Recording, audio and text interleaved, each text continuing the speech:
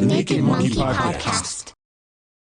Hello, everybody. Welcome to the Naked Monkey Podcast. I am your host, Drew. With me, as always, Caleb. Hello. And Christopher. What's up? So we're comedic, but we also do talk about shit that actually matters to us. So it's hard to. I just could tell people we're a comedy podcast. We use comedy to translate the things in our head. We see things through the lens of comedy.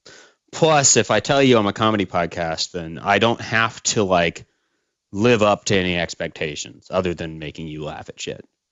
Right. Like I always have the back door open. Yeah, I can get out of here if I say something dumb. You can be like, "Hey, I'm just trying to be funny." I don't have to be correct. As long as, I think for tax reasons, as long as one of us laughs in the episode, I think we're clear for comedy, tax write-offs. It can't be a courtesy laugh either. That's bullshit.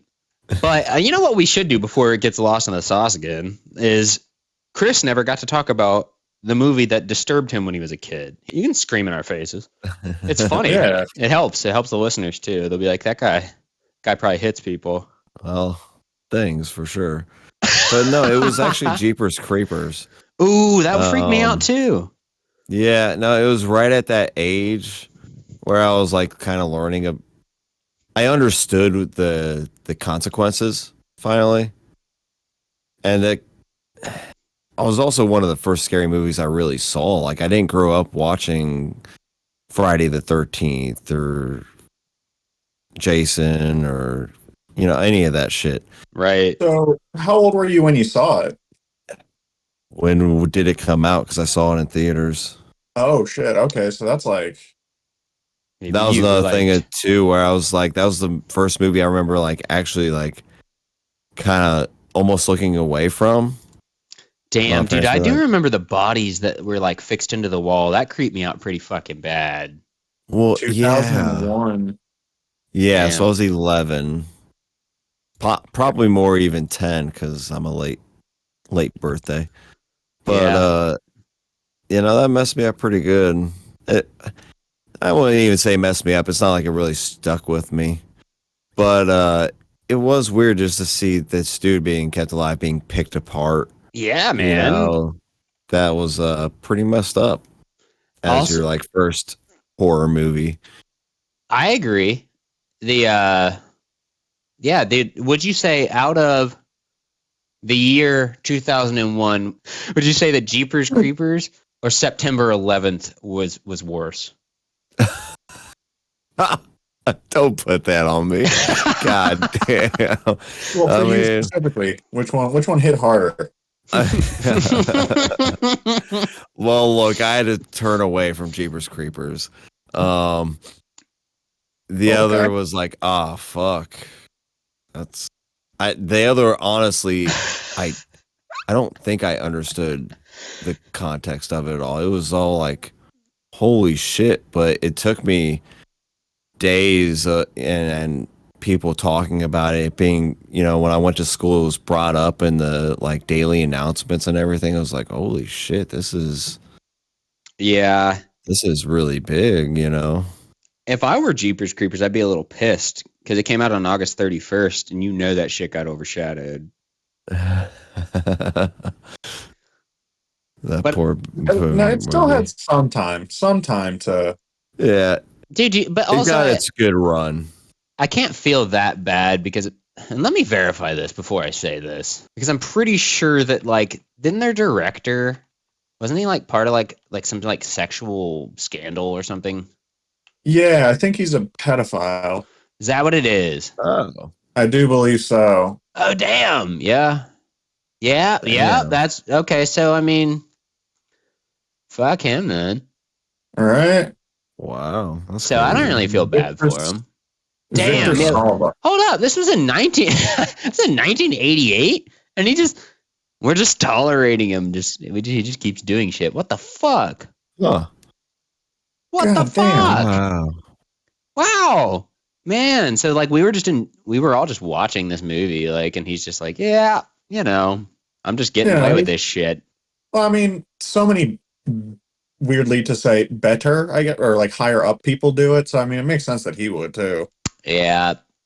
Yeah, Roman Polanski, man, he just ran away, and we just never deal with that. Like, I do think it's a little weird. Like, you guys know the movie The Ninth Gate, Johnny Depp. Never No, seen that. It's It sounds familiar. it's a Roman Polanski movie, but like part of me feels like, wouldn't it be weird? Like, I don't know if I would want to accept work from somebody who is a known pedophile who ran to a country that won't. Right. That's weird, Yeah. right? Like, it feels like kind of ethically odd. Like, it's weird too how many celebrities just openly dated like a 14-year-old and then got married right away. And they're like, she was 14. It's cool. It's like, no, it's not, man. Yeah, it is weird. I think it's we're only like recently getting to a point in time where like people are being more held accountable for shit like that. Because like even like in the 50s, like Jerry Lee Lewis, he's just like, yeah, I just married this 13-year-old, and just like people were like, that's weird, and then just continue on. Like nobody even like. I guess sometimes though that happens. That one rock star who like married his adoptive daughter when she turned 18. Wait, is he a rock star or is that Woody Allen? Well, Woody Allen did it too with that one chick. Damn it. This is an ongoing issue. I don't want to have to ask which one. You know, the person who adopted their daughter and then when they got old enough married them. You're like, no, which one? I'm like, oh, God. I don't want it to be prevalent enough to have to be like, oh, yeah, sorry. Why are we having to discern? Yes, that's the word. I'm looking at Woody Allen. I'm glad you brought him up because I was thinking about him and I couldn't remember his fucking name. It's weird, man. He is 87 and his wife is 52. And they got together when she was 20. That's a big ass. Wait, what? When she Hold was on. 20. I'm no mathematician.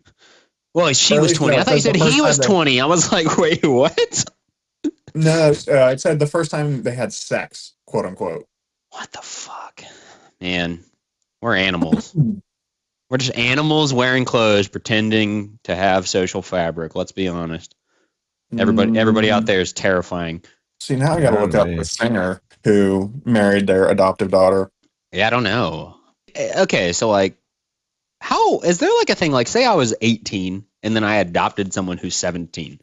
Is there like an age where you have to be like, you can't adopt that person? You know what I mean? Like, I would feel weird letting an 18-year-old adopt a 17-year-old. Like, I don't think you can do this. Man, you're gonna look them in the eyes and call him dad, right? Yeah, like what the fuck is that? Nah, there's a story of this couple who they've been together like since high school. They got married at like 22, and at 23 they adopted 2 15-year-olds. So it's 2 23-year-olds taking care of 2 15-year-olds, and it's like, no, you need to be like 16 years older. Yeah, exactly. Like, there's got to be some kind of thing, right? Like, you couldn't just be like, that would make sense, but there's probably not. Dude, could you adopt someone older than you? I don't think. How would that work? Well, would you have to be emancipated at like 16 and then adopt a 17-year-old? It would take some finicky moves, but I feel like could you? See, that's what I'm wondering is like, okay, with your question of the 18-year-old adopting the 17-year-old is like, at that point, why bother? They're about to be an adult. But if they adopted 2 15-year-olds, I feel like they were just trying to be like, get it in. Okay, like from their point of view, hey, we only got to do Woody 3 years. Right. No, they're like, hey, we only got to do 3 years. Then these guys are off on their own. They got to do their own shit. We can shove them out the door. But we get to say we did the whole parent thing and we raised kids. That is I feel like I get your point, but like if someone were to have that logic, I'd be like, you have gained very little. Yeah, no, I feel like it's just a social thing when people don't look too much into it. Like, oh yeah, I had kids, I raised them, they're out the door already, you know. But like, what's the point of that? I don't know. To say you did it. Yeah, people have done weirder shit for less. Let's be real. Anytime you think humanity could not become more depraved or ridiculous, somebody's doing it. Yeah. Somebody's doing that weird, ridiculous thing. You're like, why though? And you're like, I don't know, man. Why did Albert Fish stick needles in his crotch and just walk around all day? That's what I think about every time I see a sign that tells you like not to do something. It's Well, it's because somebody did do that. Mm-hmm. You know, Most don't, but there will be Most don't. someone. Yeah, there will be someone. But they didn't Most put of the us sign there before somebody died of it. Yeah, Because it wasn't an issue before that. You know. my sleeping pills shouldn't have to have a warning that says may cause drowsiness. But like somebody won a lawsuit somewhere along the line. Right. What do you mean I can't Right. take these and drive? This thing makes me sleepy. But Every time that thing is like, hey, do not operate heavy machinery. Did anybody picture cars or like? Because I never did. Like the feature film cars? Yeah. Yeah, do not operate Lightning McQueen. Ka-chow. Ka-chow as you just veer into like oncoming traffic and kill a family of 6. Ka-chow! Man, it really does fuck me up that I am, 2 centimeters away when I'm driving from turning the wheel to just nobody knows who I am to, oh God, I'm on, I'm headlining the nightly news. Yeah, those impulsive Yeah. thoughts will get you, man. you get on that 24-hour news cycle. You're 15 minutes, if it's even that, because most people. Yeah, it'd be like 5 seconds. Yeah. I mean, if I kill enough people. You're bleeding into mass shooter territory, Drew. I just need you to know that. Did you guys see the woman on? It went viral on the news where she wrote a book about, how wokeness is destroying culture and whatnot. And this interviewer was just like, so we're on the same page. What does woke mean, so that we know what we're talking about here? And she just blanks. She just can't give an actual like definition of what it is. And she was just like, this is going to go viral. I know it. Because she wrote a book, but she can't define the word that she uses. That's the important thing. Like, do you guys know Sam Harris? The name sounds familiar, but I don't. He's sort of he's somewhat of a controversial figure, but to bar all that stuff, he did have a very important thing he would say. He was having a debate, and in his debates, he often tries to say, like, listen, he's a very generous debater. He's a good debater, but like he's a master debater. I was about to make that joke. I'm so sorry. But he always says that it's really important before we continue to like both make sure we have the same definition of something, because language is just a tool. And so how do we even know we're talking about the same fucking thing if we can't define it and agree on a definition? Now we can disagree with each other legitimately, but like if you just keep moving the goalpost or changing the definition of a word, how the fuck am I ever supposed to even talk to you? Right. Yeah. Like language means nothing at this point. So I always tried to remember that. So like I always right. Like we have to both agree that 1 + 1 = 2, and then we can argue about are we using centimeters or inches. Right. I think that really is the problem with the whole woke thing, is because I feel like anytime somebody starts arguing it and you say something about that point that they're making, then they change it to, well, no, I'm talking about this. And it's like, well, we were just talking about subject A, but now you're talking about a wholly different subject, and I'm supposed to have all these opinions on these different things that somehow concur. No, they don't. My favorite, though, I think one of my favorite like cheap debate tactics is when like you try to either take like the best person you can think of or the worst person you could think of and like claim the best one and then like put the worst one on the other person, where you'd be like, you know what, if Jesus were alive today, I'm pretty sure he would be of my political ideology. And and I don't know about you, but like I'm pretty sure Hitler said some things that sound like what you're saying, and you're like, is there anything more just like so blatantly narcissistic? Right. It is so funny to just be like, end an argument with, well, your side likes Hitler, and it's just like, oh, and game's over. Like, no more talking. I see shit like, but I see the opposite too, because I'll be like in theological circles, and that shit is like, dude, it's such like a go-to thing where they'll be like, I'm not sure if you're aware, but like, Jesus was a libertarian, and you're like, he wasn't, he wasn't. Okay, like, first off, if anyone you look up to can be categorized and fit into your own mode of thinking, then you're not looking up to them. You're just looking parallel. Right. Like you're just deifying yourself. Right. Yeah. You're not God looks a aspiring lot to like good Caleb and qualities. sounds a lot like Caleb. Right. You're not aspiring to good qualities anymore. You're just assigning your shitty qualities a God complex. How can you sit there and say this person believes this on someone you've never met, never talked to? You don't know. Absolutely. And like, it always just seems weird to me to like, I think there's something into when you're looking up to someone, it does imply progress.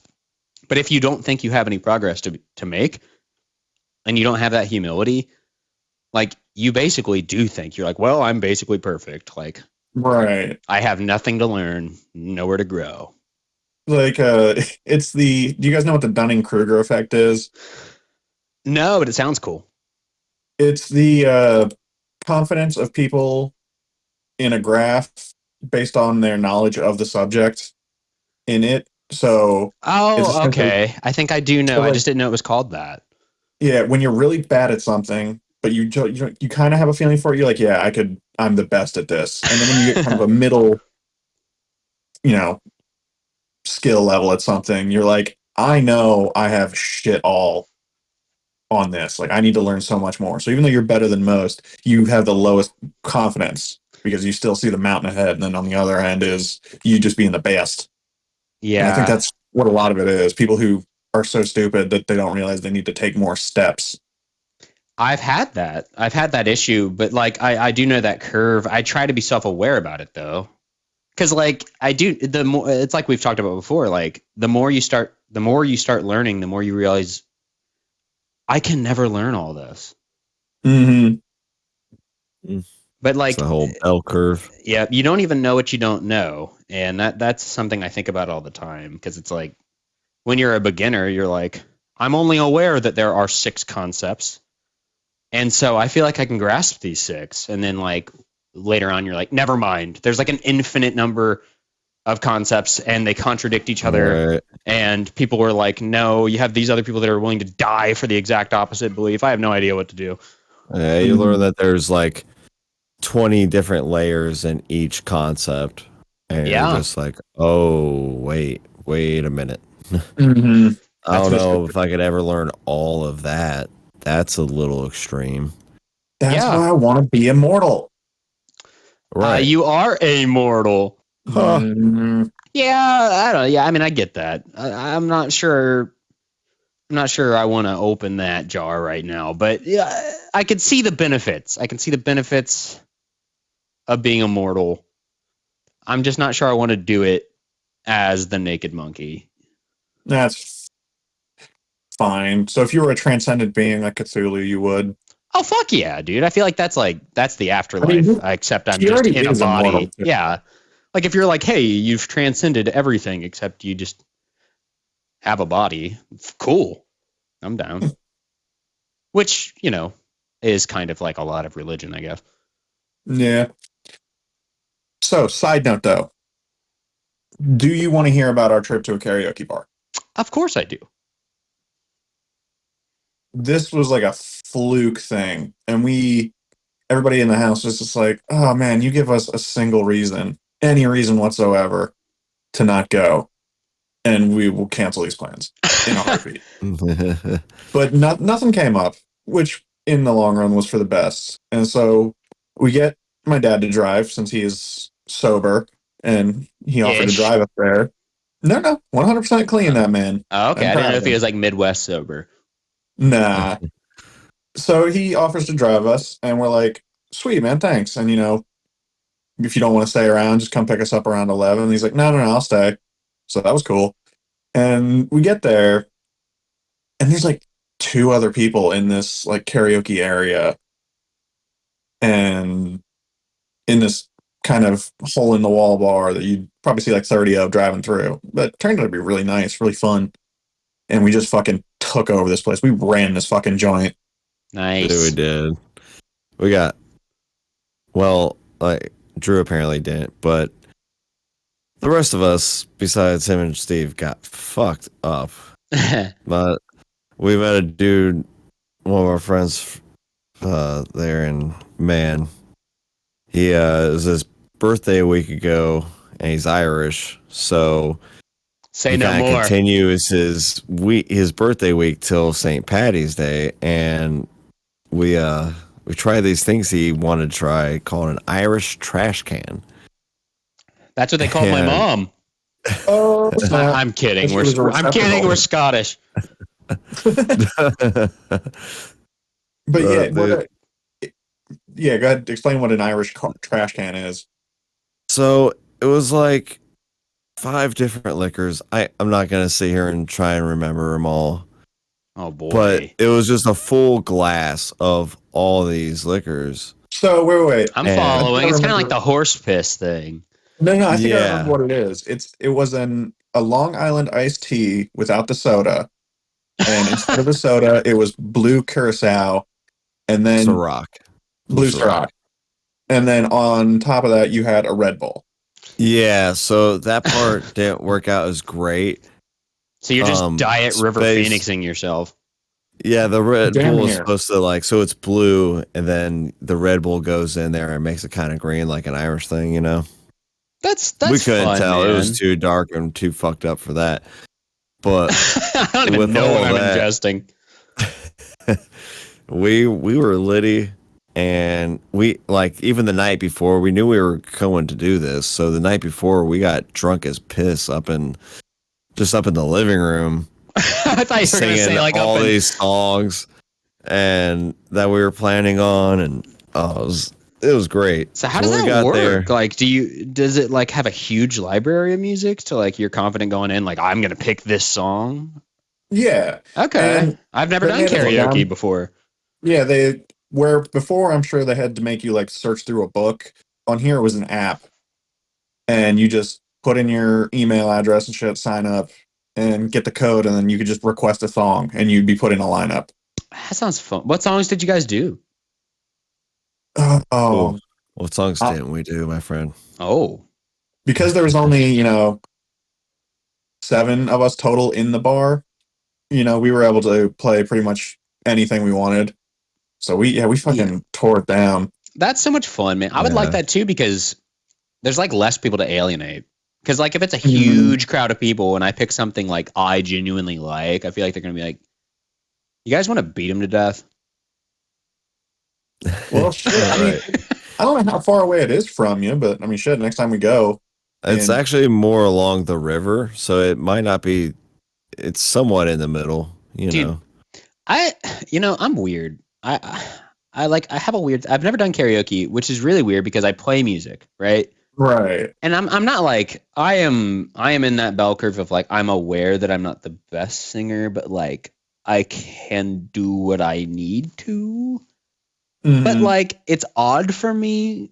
I'm very private and weird about shit I create usually. Like I'm trying to get better about it, but like doing things outside of that context is hard for me and I don't know why. Like you ever have those people that are like in school? This is the only the parallel analogy I can think of. Like people who are in school and they're like really good with girls, they talk to everybody, but then like they have to read a paper and they're like super nervous. Yeah. That happens to me in situations like that. Like I'm That's- awful at Guitar Hero, karaoke. The idea of karaoke freaks me out. But if you were like go up on stage with a guitar and play a song like just normally, that freaks me out less for some reason. Really? You're confident in it, and it's probably something that you kind of zone out. You don't even think about what's going on around you. Yeah, know? maybe it's a comfort. It's got to be a comfort zone thing, but I'm not against it. Like I Yeah. will go with you guys. I might not. I can't promise I would do something like the first time, but I could probably work up to it. And I then think you next would. thing you know, like- I'd be doing like a virgin, just wasted, vomiting into people's mouths. So we did. I played "Don't Want to Miss a Thing" by Aerosmith That's That like our was group's great. meme song, dude. because it's amazing. And there was 4 of us men in the group, and I got all 4 of us on stage, and I'm passing the microphone between everybody singing, and I don't want to miss a thing. And we just like all start dancing and like Yeah, dude, that sounds doing like a the good song. can man. and shit. That It song was is so great. embedded into our like my family as like just the go-to like dramatic song that when my niece got married, we were all sitting there and you know how they have like while you're waiting they have like instrumental versions of music. And Yeah. some like like symphonic orchestral version of that song started playing, and I was like, wait a fucking second. Is this Aerosmith? It was gold. I'm like, at your wedding. That's how you know that's embedded in the culture of the family. Right. I don't even That is like awesome. Aerosmith, really. I don't hate them. Yeah, but that song. That Oh, song yeah. is just the I'm gonna belt this for no reason song. Right. Ah, that's such a good song. And then I did Yeah. Twist and Shout by the Beatles as my very first song, and I sucked at that first one. Dude, I love the Beatles. I like But the Bells. The Beatles. Well, Yeah, the dude, Beatles. Drew, what was that Beatles joke you made that one time at Amazon? So somebody was talking about the Beatles and how they really made good beats, and I was like, No. "Oh, the Didn't she Beatles." say that? Okay, no, you probably got it. I trust you. Yeah, Go and on. I was like, "Oh, Beatles, like beat," and then you go, "Oh, I thought it was because they ate beetles." I was like, "Well, I know one of them ate a slug." Oh, that's so fucked up. Like, what's funny is like every now and again, you ever have just like stuff that like you know it, like it's in your brain, but like for some reason it's like way too real to you in a moment. And that happened to me one day because I was like just listening, I was like chilling with my brother and we're like listening to the White Album, and I just looked at him, I was like, dude, somebody just fucking shot this man. Like, and it was just so real to me in that moment. I'm just like, what? You know what I mean? Like, why is that ever just a thing we do? Like, what the Right. fuck? You're just like somebody Right, yeah, just just- straight up ended this fucking musician. Like, why? It would, you have that sort of like Italian way of looking at it. Like, it'd have been okay if he was just, a carpenter, but you killed a musician. No. I mean, like, it'd be like more understandable if he was like a dictator. I mean, Like, yeah. you're just like, hey, what do you do for a living? And you're like, I make vibrations, and when they hit your ear, you're like, neat. Yeah, fucking kill him. Kill that man. Yeah. That piece of shit. Well, maybe he did not think those vibrations were neat. I think he thought they were too neat, and he got all fucking Yeah. weirdy. Then you'd think he'd go after the Beach Boys about good vibrations. Dude, Pet Sounds is such a good album from the Beach Boys. Dun, dun, dun, dun, dun, dun. Surfing USA. Dude, have you That would have been a good karaoke song. Yeah, have you guys ever listened to like Pet Sounds, like that album? Nope. Okay, so I don't know if you guys like, I don't know, like I know some of your musical taste, but like I'm all over the fucking place. But Yeah. I never, like, whenever I thought about the Beach Boys, I always just thought about like fun, surfy, and not that Yeah. that's bad, but like my brother was like, dude, listen to Pet Sounds, and I was like, okay.